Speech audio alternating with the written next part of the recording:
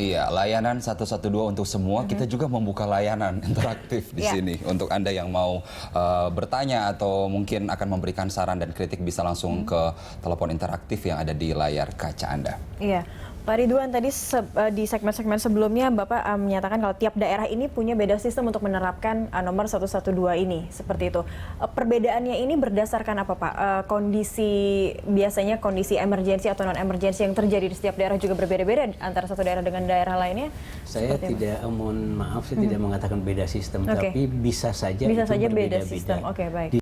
Disesuaikan dengan tingkat kebutuhan masyarakat atau Pemda tersebut bisa aja disesuaikan. Nah kalau DKI, kenapa kita pilih sistem seperti sistem 911? Karena kompleksitas dari kehidupan di DKI ini. Mungkin kalau di daerah lain mungkin ya, di daerah lain mobil pemadam kebakaran bisa jalan sendiri.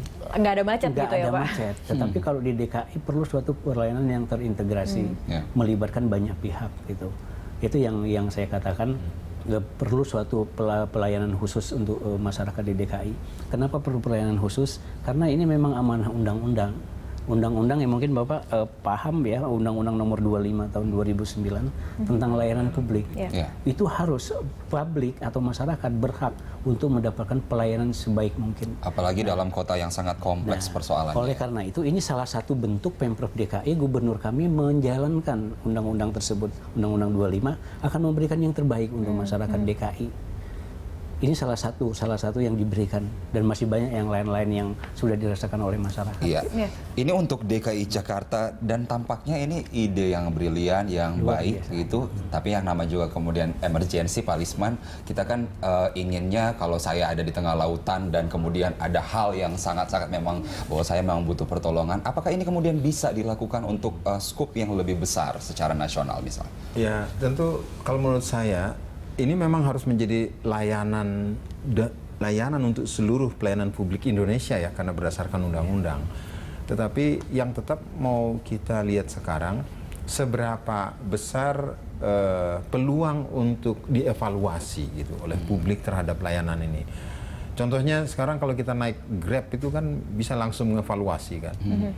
Langsung kasih bintang 1, 2, 3, 4, 5. Kalau nggak senang kita kan nggak ada bintangnya terus didiamin aja. Karena itu saya kira perlu informasi ini dari feedback untuk menjamin apakah satu layanan itu sudah terselesaikan atau belum. Pertanyaan saya kepada beliau ini, sudah pernah nggak ada misalnya respons dari publik, terima kasih saya sudah. Ya, kita tanya ke Pak Ridwan, sejauh apa feedback yang diberikan sejak bulan Februari uji coba hingga saat ini, feedback yang diberikan masyarakat atas kepuasan publik yang diberikan seperti apa?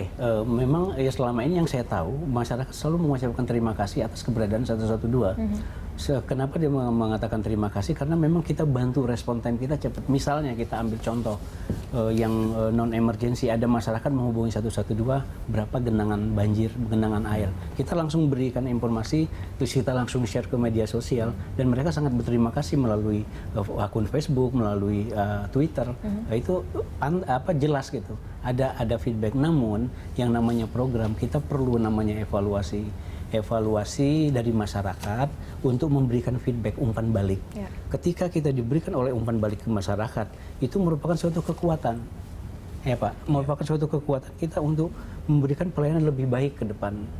Saya kira kita penting gitu, memperoleh dan mengharapkan umpan balik dari masyarakat, sehingga Menteri Pendayaan Negara itu ada mengeluarkan peraturan nomor 25 tahun 2004 tentang survei kepuasan masyarakat. Itu harus dilakukan oleh instansi-instansi pemerintah, dan itu harus dilakukan bagaimana masyarakat puas nggak sih dengan layanan-layanan yang diberikan, dan itu harus dilakukan. Dan kita DKI sudah melakukan. Nah tadi berarti ini kaitannya juga terhadap para operator call centernya untuk menerima keluhan-keluhan dari masyarakat seperti itu ya Pak ya. Karena di sini ada proses validasi kan, khususnya kalau 112 betul-betul yang emergency untuk memvalidasi kondisinya itu seperti apa, mungkin ada kebakaran atau ada kerusuhan. Apakah ada unit tersendiri yang melakukan validasi terhadap apa yang dilaporkan masyarakat? Masing-masing agent itu dia memiliki masing-masing agent supervisor, memiliki supervisor. Jadi mereka ketika mendengar suatu keadaan telepon dari masyarakat, dia konfirmasi. Dan dia memang sudah diberi pengetahuan, sudah belajar bagaimana sih masyarakat yang benar-benar serius atau yang tidak. Itu yang saya katakan prank call. Dia nanya sesuatu yang nggak penting, banyak prank call. Nah, inilah salah satu yang perlu dihilangkan. Untuk prank call ini alhamdulillah sekarang udah 9.000. Saya yakin nanti untuk bulan depan bisa sampai minimal, tetapi untuk hilang sama sekali itu kecil kemungkinannya. Tetapi prank call itu merupakan layanan telepon-telepon iseng yang masuk gitu. Terhadap kebijakan publik kadang kita itu apatis ya, Cakri. Ini mau telepon 112 kira-kira ditolongin apa enggak ya, gitu ya.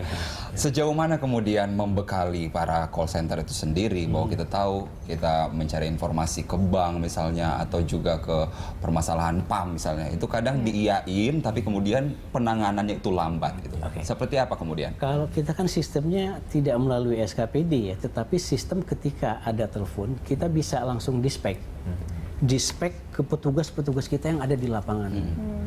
Petugas-petugas kita yang ada di lapangan sampai ke tingkat kelurahan, sampai tingkat RT pun kita bisa melalui sistem radio tracking itu. Jadi masing-masing di daerah itu, di wilayah ada koordinator. Bisa juga dia melalui aplikasi Crop. Aplikasi Crop itu masing-masing petugas kita, misalnya ada kemacetan, misalnya ada sesuatu, mereka aplikasinya kelihatan. Bunyi gitu aplikasinya, itu untuk konfirmasi itu bisa aja salah satu cara. Dan petugas kita juga sudah diberikan pengetahuan, udah tahu bagaimana, dan kita punya list telepon iseng dan tidak gitu. Jadi kalau telepon iseng ya kita tetap terima karena nggak boleh kita menolak, tetapi kita katakan mohon maaf karena tidak ada sesuatu yang bisa kita berikan pelayanan, maka ini kita putus. Itu pun kita memutuskan harus dengan kata-kata maaf. Pak Lisman, dengan kultur masyarakat yang seperti ini, banyak yang iseng dikatakan Pak Ridwan, kemudian banyak yang tidak percaya, apatis. Seperti apa seharusnya SOP atau kesempurnaan dari sebuah sistem yang ditujukan untuk pelayanan publik yang lebih baik ke depan yang dilakukan oleh BPBD dan pemerintah Provinsi DKI Jakarta ini? Ya, yang menurut saya sudah biasa dalam pelayanan sektor swasta adalah kita ditanya kembali kan, itu telepon kita dia tahu, terus ditanya bagaimana sudah dilayani dengan baik atau tidak kan gitu. Nah, kita juga kan punya pelayanan seperti itu kita rasakan ya, misalnya pelayanan mobil kita ditanya bagaimana dengan pelayanan kami selama seminggu ini, ada komplain atau tidak kan gitu. Nah, yang menurut saya penting adalah siap nggak gitu loh sistem ini juga men-tracking siapa yang menelpon, kemudian ditanya 2 minggu 3 minggu kemudian, halo selamat pagi, Anda kan menelpon kami pada tanggal 9, ya terus bagaimana keadaannya, sudah selesai, sudah diselesaikan dengan baik atau tidak gitu kan.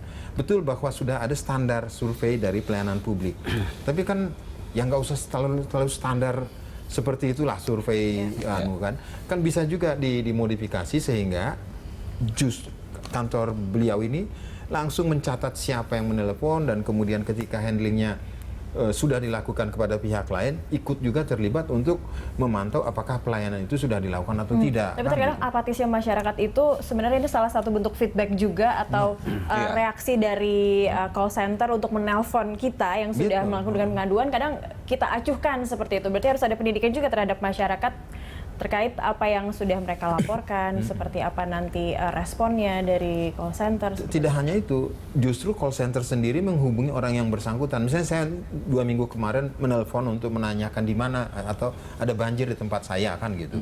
Nah saya kan bisa juga dihubungin kembali kan 2 minggu setelah kegiatan tersebut, Anda sudah merasakan penanganan atau tidak kan gitu. Nah kalau nggak ada kan kita bilang nggak ada dong kan gitu ya. Dan juga akan fair. Kenapa fair? Kalau seseorang sudah melakukan nelpon dan kemudian merasa bahwa dia sudah dilayani, pasti setiap orang yang bertanya kepada dia kan bilang yes.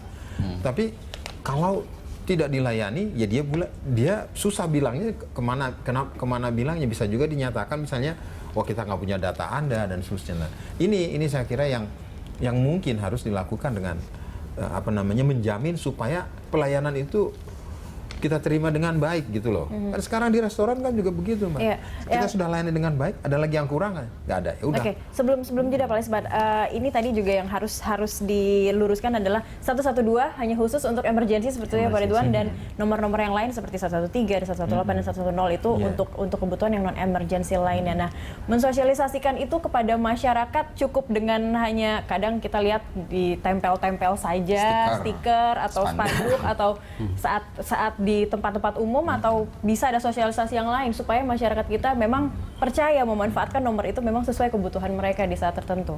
Kalau saya kira satu pelayanan yang bagus dan dinikmati masyarakat itu cepat menyebar kan gitu. Orang bilang kamu hubungin 112 deh.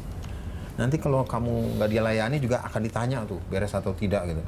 Bagaimana kalau sebaliknya kamu hubungin nomor itu? Gimana jadinya? Ya gimana jadinya lihat nantilah kan gitu. Nah ini yang maksud saya mungkin harus juga menjadi standar pelayanan dari 112.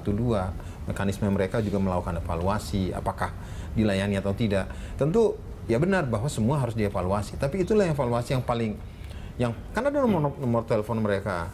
Karena begini Mbak, kadang-kadang ini nggak bisa dilayani karena ditolak anggarannya gitu. Karena menghubungi kembali kan bayar. Jangan dulu lah, jangan pakai bayar, anggaran pemerintah udah tipis gitu. Padahal justru ini akan menjadi feedback yang sangat luar biasa untuk mengendalikan apakah layanan tersebut dilakukan sesuai dengan SOP-nya atau juga bisa dikurang-kurangi kan gitu. Gitu. Ya, baik, kita lanjutkan lagi di segmen berikutnya. Pemirsa tetaplah bersama kami, Lansor akan segera kembali usai jeda.